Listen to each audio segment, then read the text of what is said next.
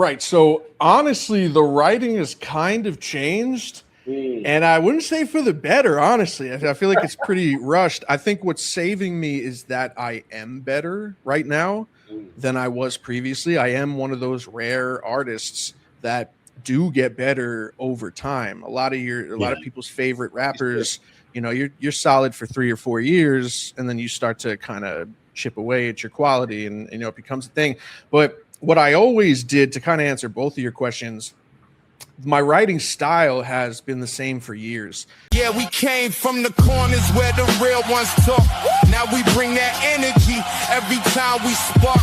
From the mic to the cam, let the whole thing breathe. Boom, back drums while the whole crew leg. Live in the moment, we call it how it is. Culture, music, bars. This the way we live. Real talk only, never watered down. Every episode, heavy one. Yo fellas, what up? What up? What's going on? TV. Chilling. Yo, What's good, fellas? Another Wednesday, bro. What's good is that we got a special guest tonight. We got a special motherfucking guest. Right. But let us introduce ourselves so he knows who we are and stuff like that. Yeah. We got my brother Echo. Go right ahead. What's good? Echo L Black, representing Check Other Crew. Chilling, man. It's just cooling out. It's just, doing family shit, man. Taking my kids to karate school and shit like that. That's why you always late. That's That's a fact. Our guest wasn't late, and we gotta send That's right. Shout him out for that. Big up for that. Appreciate that. But yeah, Echo representing What the Fuck TV. And I'm a man. I'm Clásico represent Los Clásicos RD. Focus more on the Spanish classics on my podcast. But a privilege to join the podcast with What the Fuck TV. So let's do this. Yeah. And I'm old Mr. What the Fuck. Yo, and this man right here, I don't think he needs an introduction. A battle catalog that has pulled over 5.8 million views online. It's a lot of views.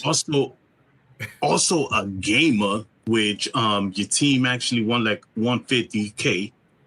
You know what I mean? And bro, your pen is on point. You've had viral moments, you know what I mean? Sharp punchlines, controversy. Well, as a matter of fact, I thought you weren't going to make it this week because of what happened yesterday, but you know what I mean? Yo, welcome to the show, Mike. Thank you, man. I just want to say that intro is one of the hardest intros I've ever heard in my life, bro. That shit is fire. Yeah. Big shout to O. That's the technician right there. He makes that shit was fire. Shit was fire. Right. Thanks for having me, y'all. I appreciate you once again. We talked about it off stream. My apologies for not making it to the first one, but we're here, and thank you for having me, man. Word. It's all good. Thumbnails only cost a couple of tokens, so you know what I mean? Yep. I got you. Hey, yo, so you know what? Let's get cracking with the first question, because I want to know, yo, Mike, when are you going to drop the J Mills disc? Come on, man. Come on now. 9:15. No, it's interesting with the J Mills thing. It kind of for me, it's difficult as an artist to kind of be a blogger, because often the people that watch, they want you to veer into the lane that you like, that they know you for. But honestly, man, I just want to blog on it, man. I just want to blog on it. There's nothing coming. I think his issues that he had, with my honesty or critique, they're I respect that, but at the end of the day, it's not for that reason. You know what I mean? I'm not trying to bait him. I'm not trying to get at him. It'd be cool, but it would be something that he'd have to do. And I think he said, like, if you're blogging on him, he's not going to diss you. If you actually want rec, then he's there. But I don't want wrecked. I ain't afraid, though. Yeah. But, it's whatever. I'd rather just talk about That's it. not where you at right now. That's not where you Nah. Yeah, that's dope that you said that. I mean, I wanted to kind of start from scratch with you, because I know, like, I've seen your battles. Obviously, I'm a fan. I was there for the Take the Demon battle. I forgot about Really? that. I forgot that I was there live. Yeah. And I didn't know that that was one of your proving ground battles, that the battle that kind of put you up there, like as far as kind of like a household name. But you come from Long Island.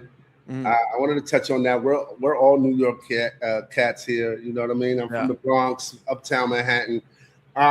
But you know, Long Island having such a history of like incredible MCs, right? You know, like you talk about Rock Ken, you're talking about Pasta News. EPMD. EPMD. I think Havoc was from Freeport, I believe. Yeah. You know, Buster was from Brentwood, I believe. Couple of them. Brentwood, the Ice Slips. You know, talk to me a little bit about Long Island and your come up as far as the music scene and the battle rap scene, and what got you interested in what was in your atmosphere that got you interested in rhyming. Yeah, to be honest, what got me interested, first of all, into hip hop in general was my older sister. My older sister, you know, I would hang out with her when I was, 9, 10 years old, and she would have a book of burnt CDs that were all Tupac tracks. Every single album, every song that he could possibly make was on there. And I got into hip hop through Tupac, and then I just started listening to everything. But what got me into rapping in general was actually one of my boys. When I had moved to Belmore, Long Island in 8th grade, I ran into my boy Marlon, who's one of my best friends, and he was a rapper. And I've always been interested. I used to write, stories and stuff. I was always a creative person. My dad was a writer and singer and stuff like that. And, I would see this dude, Marlon, and he would just walk up to you and start dissing you. Just start freestyling, just start doing that. And by the end of 8th grade, that definitely planted the seed. It was like the catalyst for me to be like, I would love to actually, try this out. Like maybe I could rap, And 9th grade, I wrote my first verse, and just kind of snowballed into that. I fell in love with it. I was making music every day. I'd take the bus to his house. We'd, after school, we'd drop off. I'd get in his crib. We'd put he'd put one of his dad's dress socks over a microphone. Right. Put up Cool Edit Pro. Download all the Mobb Deep instrument. All the instrumentals that everyone does. Quiet Storm and all this shit. And I fell in love with it, man. I was doing it every single day, man. Every single day. So, that's what kind of started me as far as the hip hop stuff, and then just being around people like him, and I got used to, I kind of just got informed as far as like hip hop as a whole. That's awesome, man. That's so dope. I mean, so many. I'm sure a lot of people share some kind of story similar to that, to where it's like they fell in love with it. They just started doing it. Oh God, yeah. That's dope, man. So knowing that you're in that environment, were you influenced more? How did you become influenced by battle rap culture and doing it that way, as opposed to, you mentioned you started doing the music part of it first. What got you into the art form of battling? Because it's a different type of rhyming as opposed to rhyming on beat.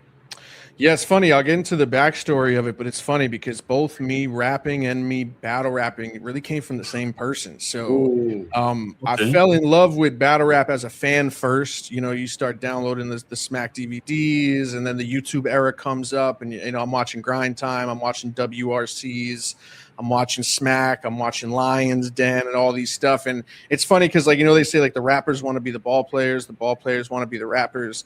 It's like the rappers want to be battle rappers too. I mean, it's such a fun thing. It's such a thing that you can't like wrap your head around. It's so incredible. And I went through a lot of hardships in my life when I was 19. I went through a lot of mental health stuff and just crazy stuff that I was doing and how I was feeling. And I took like 4 or 5 years off from making music. I just completely stopped making music, dead stop from loving it from 14 to 19, making mixtapes after mixtapes. Every single weekend was dedicated to music. And then I get into all these, these issues, and I put it down for like 5 or 6 years. 2013, I make the choice to like, all right, let me try to do this again. And I would get into this moment where I would write and scrap. 8 bars, scrap. 4 bars, writer's block. I just couldn't do anything. And Marlon, one of my boys, the guy that really planted the seed for me to rap, he goes, you remember Ian J? Like, you mad because I'm styling on you? That dude? And I was like, yeah, of course I know him. He's like, yo, he's got a battle event going down. I talked to him randomly. He's got a battle. Bro, take a battle. Throw yourself into a situation where you're forced to write. Maybe that'll be the Kickstarter for you to learn again how to just continue on and write music. And I said no. The first time, and then I sat on it for about a day, and I was like, all right, let's do it. I was like, let's do a battle. And did a battle, got punched in the face. Right. Punched in the face. It was a little 3-finger tap. And, he went down. And I chased him out the venue, the whole 9, all this shit. So I'm thinking like, all right, that's it. One and done situation. I first battle in, I'm getting swung on. Maybe this isn't cut out for me. And it got 800,000 views. Yeah. In like a week and a half. And for the first time outside of my high school friends and like my family, seeing people talk about me. Yo, you know what the problem was? He got punched because he was too good. Yo, that dude could rap. That guy could rap. I saw a blogger, Angry Fan, do a whole video about me. And, that narcissism started kicking in. I was like, another battle. Hey, you know what? What 2 won't hurt? The first punch didn't hurt. Maybe the second one I'll dodge. You know what I mean? A little shoulder roll for it. Like, maybe I'll get through it. And it snowballed, man. It's the same way I fell in love with music, same way I fell in love with battle rap. Through the same person as well, which is just crazy. Dope. That's crazy. Real quick, how have you maintained your modesty throughout, the fame? Because you guys are famous as well. How do you stay humble? Because you're one of the humblest guys that I've seen so far. You know what I mean? I appreciate you. Honestly, man, this has gotten me so many connections in my life. It's the reason why I have the family that I have. I've made plenty of money and still continue to, it pays bills, it buys me things, but it's really not something that could, retire me. I'm not saying that like not being rich off of it is the reason why I'm like such a humble person. But I think my issue, what's been a detriment to me is that I continuously break the fourth wall. You're just not supposed to let people know it's an act. You're supposed to stay in the character. I'm supposed to be Mike P all the time. I enjoy being Michael Polisi way more than feeling like I have to pretend to be this holier than thou bigger person that I know I'm not. We're all talented. We all have talent. It's just that my talent just so happens to involve a camera and a fan base. Other than that, it's no different than anybody else's gift in their life. And like I said, people have always loved that about me, that I am very honest, but it's also been a detriment because if I would be this more exclusive, mysterious character, maybe it would take me a little higher or get me certain battles, but I'm just not interested in that. I gotcha. Yeah. So bro, with Too Surf coming back home, you know what I mean? Yes. Do you think we can have a real positive impact on where battle rap is right now? Yes. Yeah, 100%, man. 100%. I think it's needed. I also just think the story of it, a man just, he's been in prison for a while. I can't even remember the last time, 4 or 5 years or something. Mm-hmm. He's been locked up. He's home now. We missed him while he was gone. We realized his importance, and then we know when it comes back, it's going to be, there's going to be something. I think battle rap nowadays with so many leagues and so many things, there's really nothing that draws us all in at the same time anymore. There's no I always said like URL was like the main menu of battle rap. You could always go back to that one source and know exactly what's going on. I feel like Surf is one of the few things, his return, his battles are the thing that is going to draw everybody back in.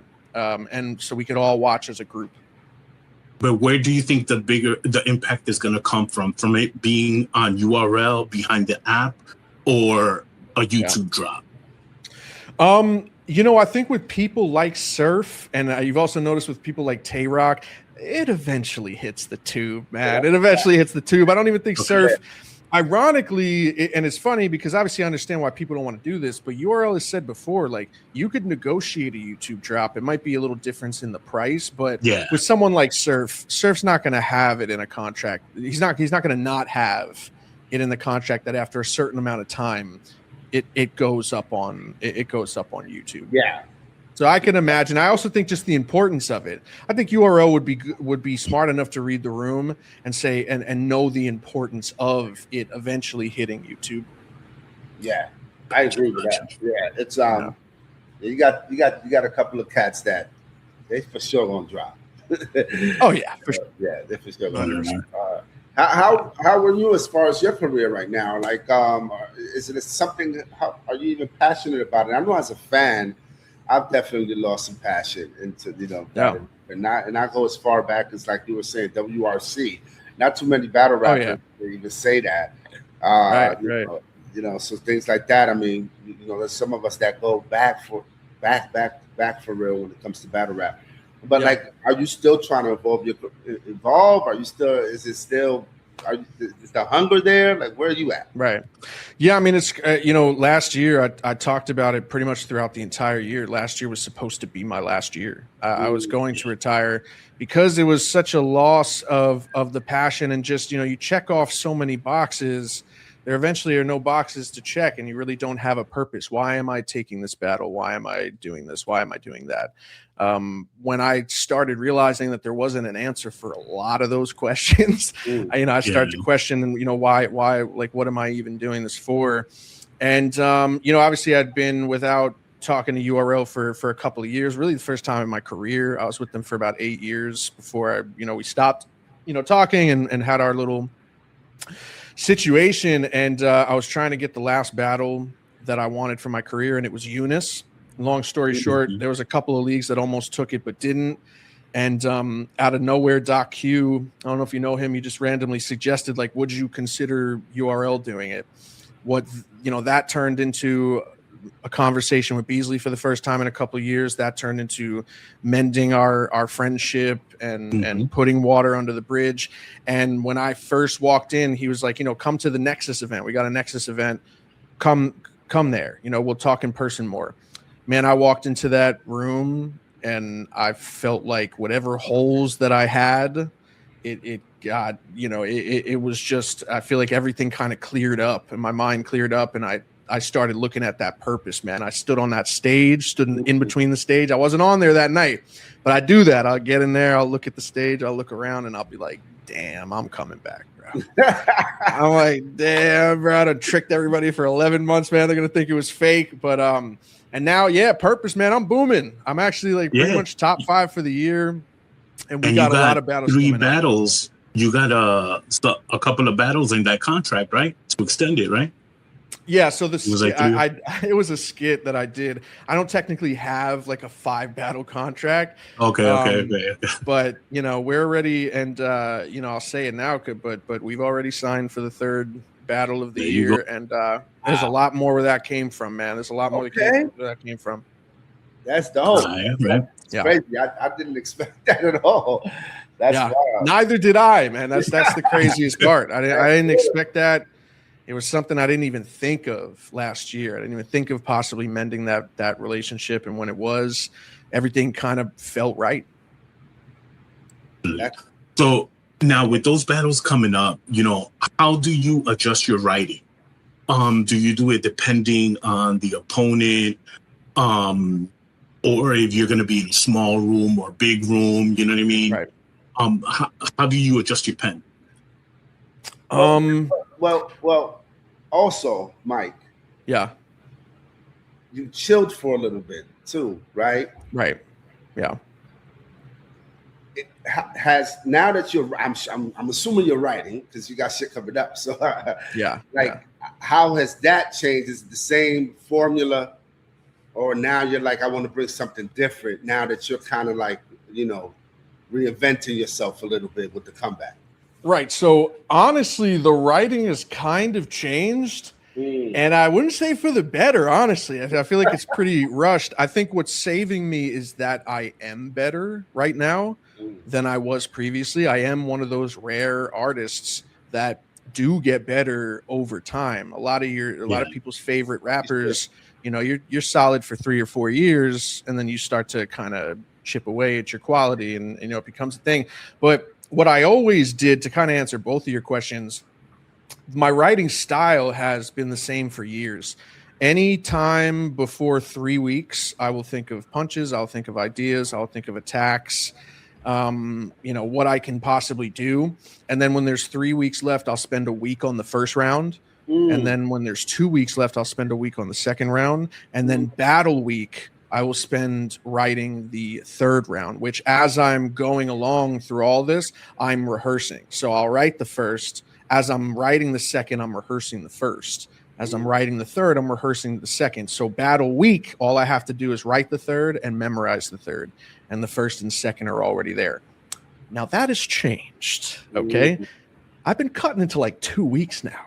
So I'm actually spending a shorter amount of time on my material, but I'm so much better at creating material that I don't have to sit and rack my brain for a month to come up with material that's solid enough and doesn't, compromise my quality or, how good it is.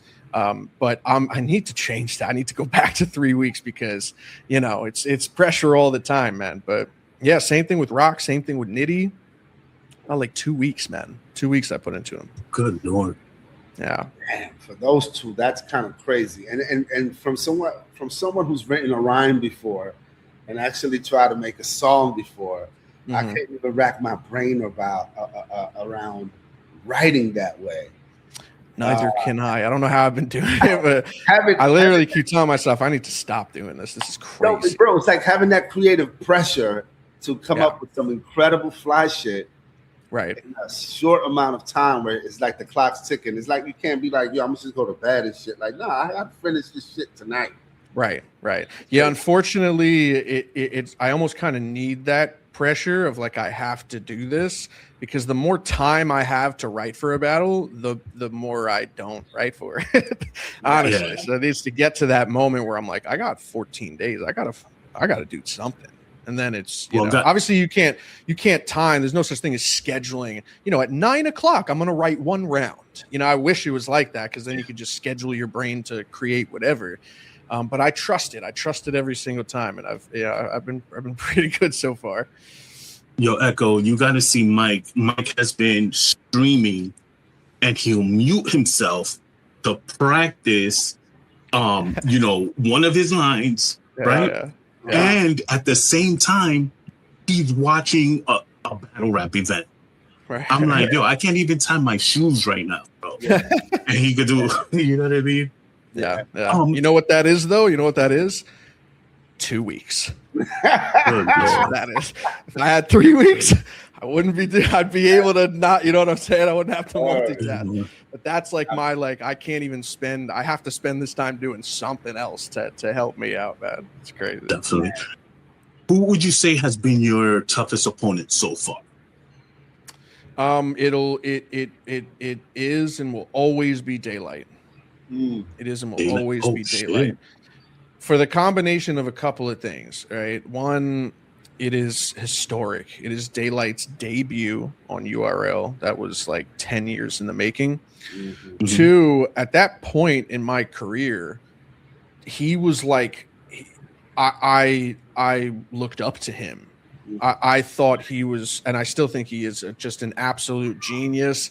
I thought he was the best in the world. I thought he was the most dangerous. So it was like, your idol out of nowhere. You're fresh 1 year into URL, and you can't even breathe for a year, and now you're facing the person that you look up to the most in his debut on the biggest league in the world. And then 3, which made it so difficult to write for, was that you don't know what Daylyt's going to do.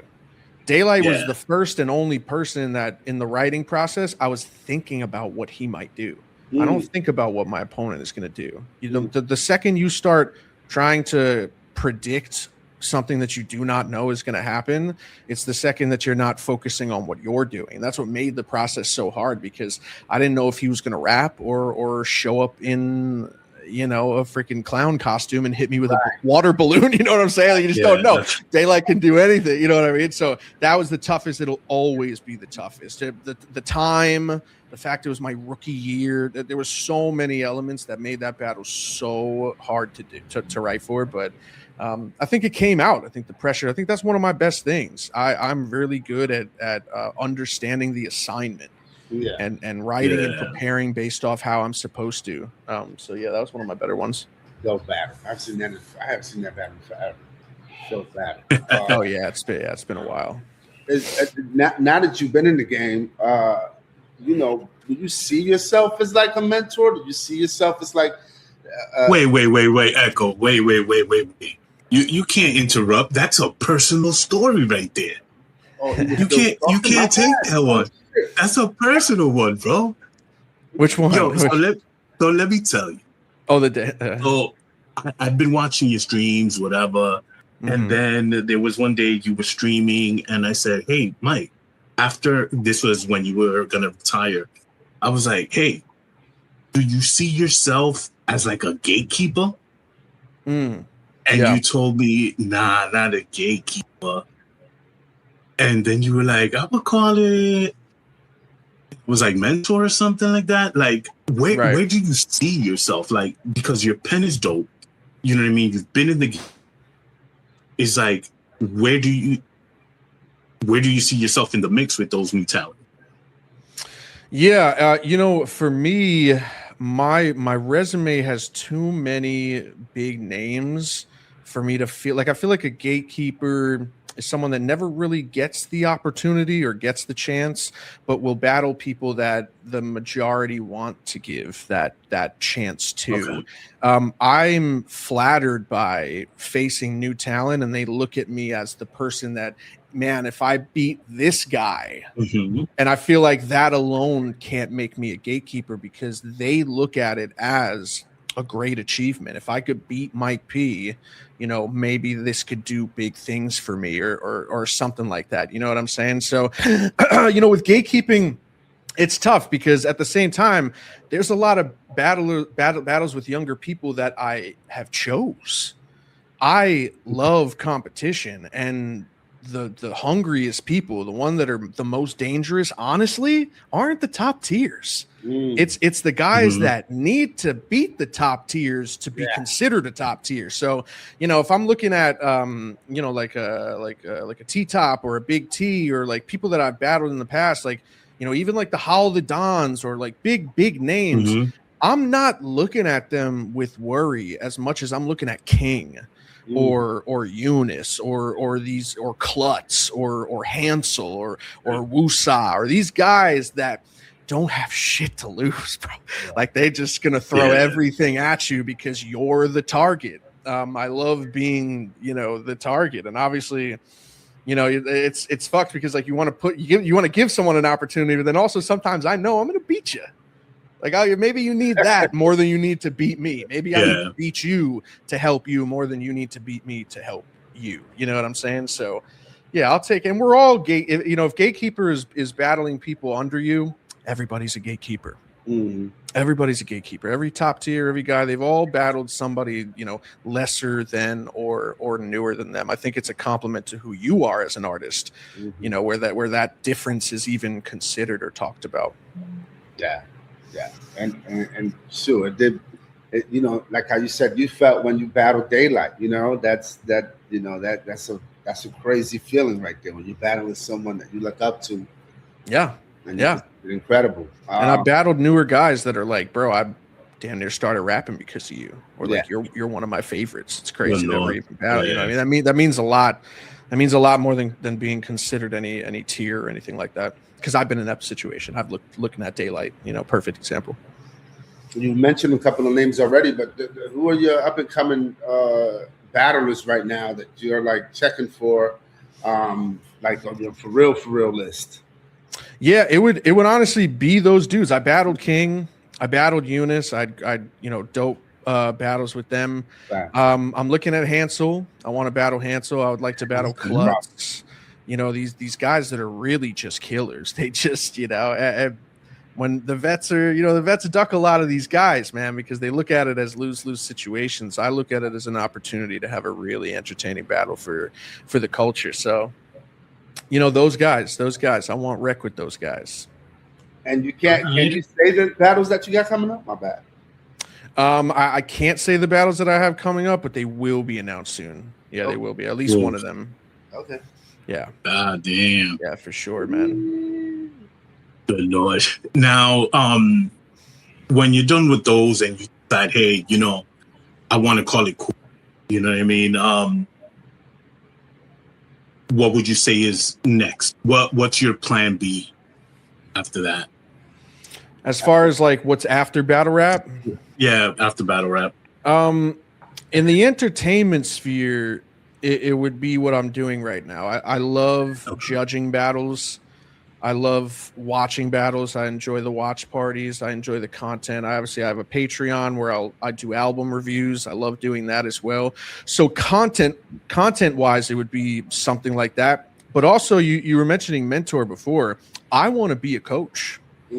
I want to be the first battle rap coach in the culture. And it's not so much. And what's crazy is I've already did a lesson. I already did an hour session with somebody that was interested, and it actually went very well. It's not so much as like, writing for somebody, but showing people maybe different approaches to take for writing, showing people how to pace yourself, how to turn a sentence with 12 words into a sentence with 7 words to give yourself more space and make it more digestible for battlers. I'm confident in who I am as a battle rapper, but I will be the cockiest person when it comes to, I think I'm the best judge in the world. I think I know more about this game. I know I know how to explain the game better than anybody I've ever seen do it. That is something I'll always be super cocky about. And I think that would be the best thing to ride off into the sunset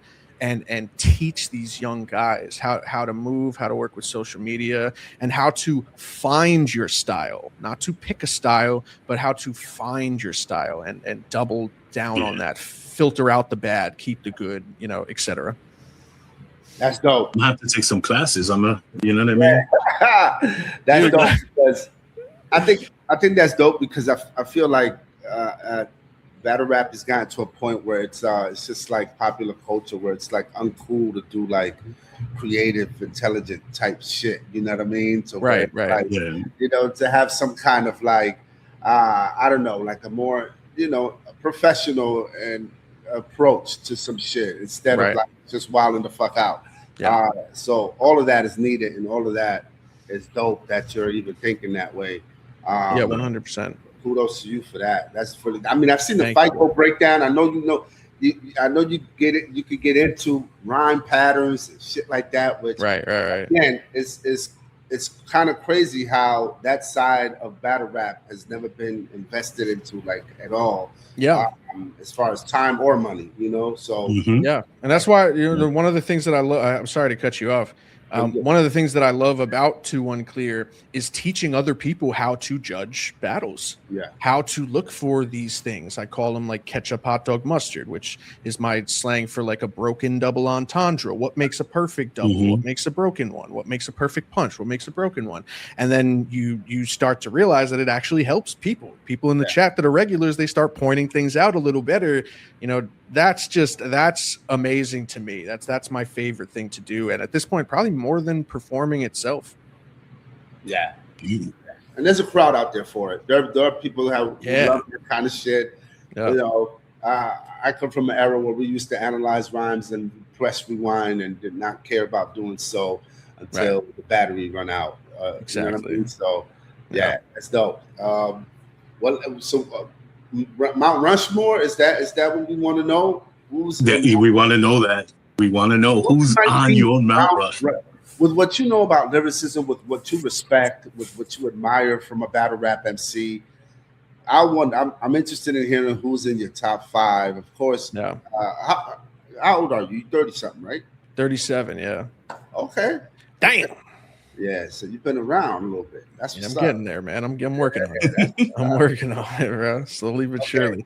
Yeah, as far as with Mount Rushmore, I feel like I have to preface this because a lot of people, I feel like when people do their Mount Rushmores, it's more of like a favorite thing. For me, Mount Rushmores are pioneers, right? Yeah. So it's got to be for people that started early, that influence the culture or influence styles or whatever. I think mine's changed a couple of times, but for me, it's Lux, Mook, Thesaurus, and probably Ilmac. Yeah. Just four people. Two of them are pretty similar in Thesaurus and Ilmac, and Mook and Lux. But I mean, pioneered a lot. Thesaurus and Ilmac pioneered the grind time, the KOTD, the multisyllabics, the joking, and all that stuff.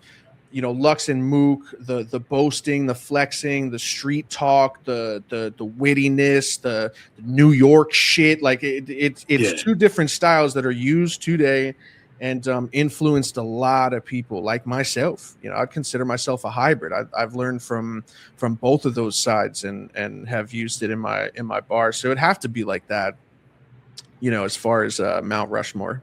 So give me your Mount Rushmore of your favorite. Of your personal. Oh man, Since those are the pioneers, right? You said those are the pioneers. You got to put them up there, and I'm sure they're your favorites as well. But as far as like who you enjoy style wise and shit like that. Right. So style, like first of all, I gotta put Daylyt in there. Yeah. I got to put Daylyt in there because of what he does on and off the stage. I think there's a lot of genius to what he does, that gets highly criticized, but inspired me, as far as like writing style and stuff like that. Honestly, like personality wise and just style wise, T-Rex. I love the way T-Rex raps. I love the way T-Rex carries himself. His old footage is just will be stuck in my brain forever. Yeah. Legend. Pat Stay, rest in peace, my guy, Pat Stay.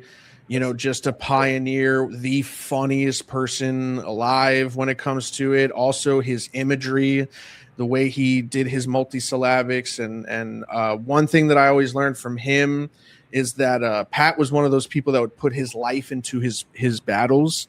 So he would there'd almost be chapters to Pat Stay, and you could kind of watch his story through his battles because he was always super honest and super real in a lot of his material. So I always loved that.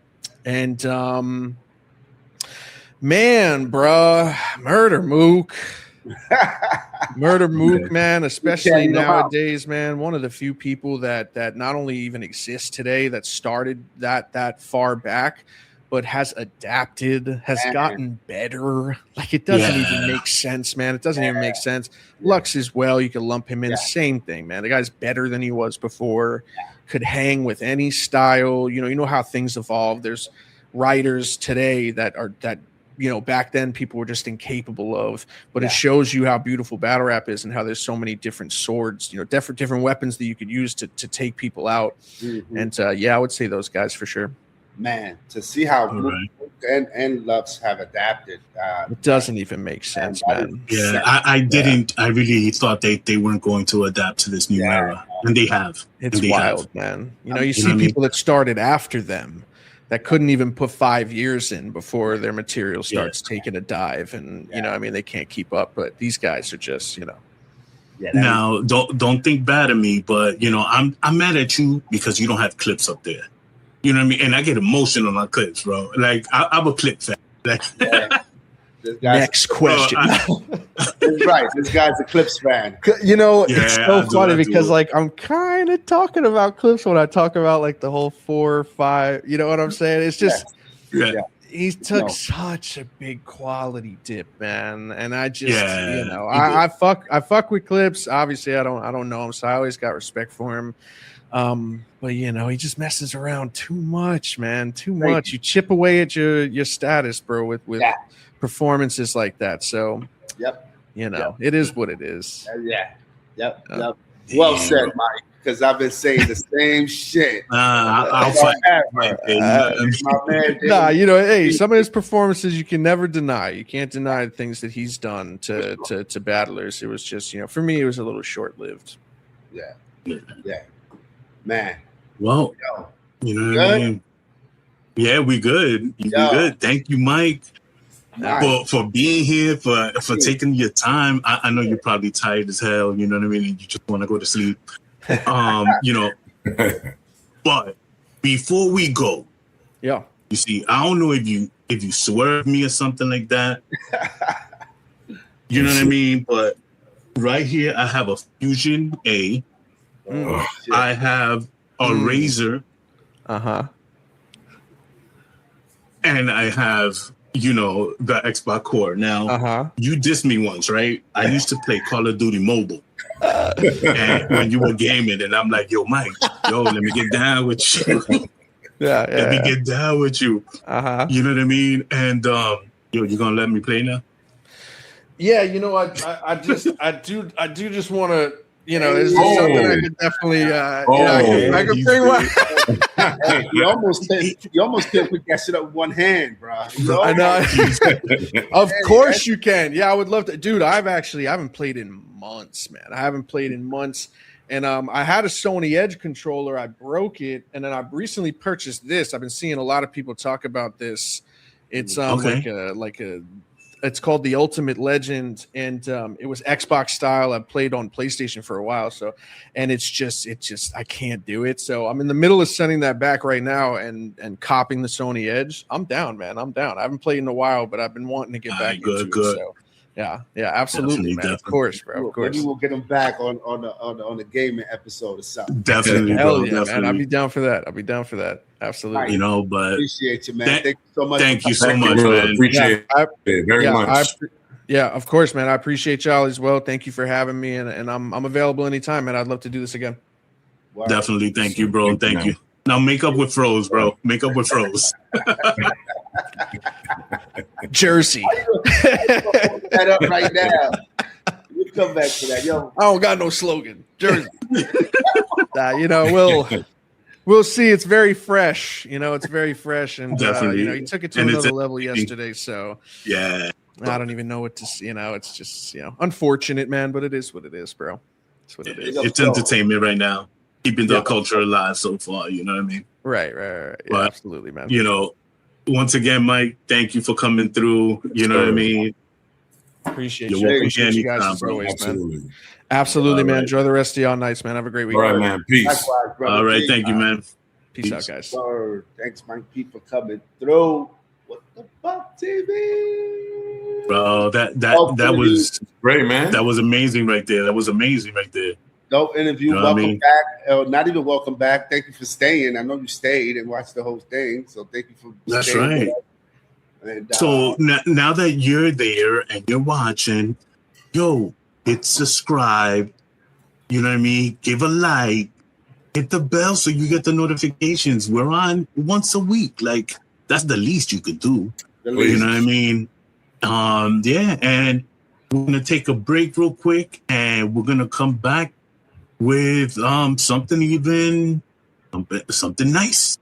All right, we'll be right back. Nice. It's gonna be nice. Of course, it's nice. That's right.